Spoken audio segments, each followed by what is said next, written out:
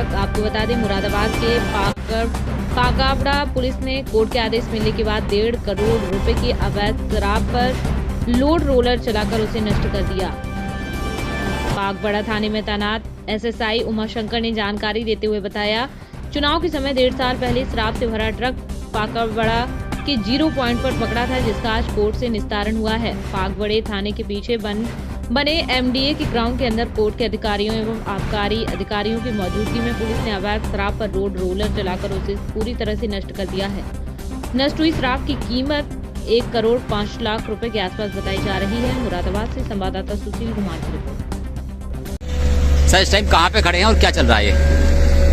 ये थाना पाकवाड़ा के पीछे एमडी ग्राउंड है, एमडीए का ग्राउंड है, उसमें खड़ा हूँ। सर, ये कैसी शराब थी, कहाँ पकड़ी गई थी? ये शराब अब से लमसम 1-1.5 साल पहले से चुनाव के दौरान, चुनाव से पहले बाद में पकड़ी गई थी, जिसका कोर्ट से निस्तारण हो गया है और इसको आज नष्ट अधिकारियों के आदेशानुसार से नष्ट कराया जा रहा है।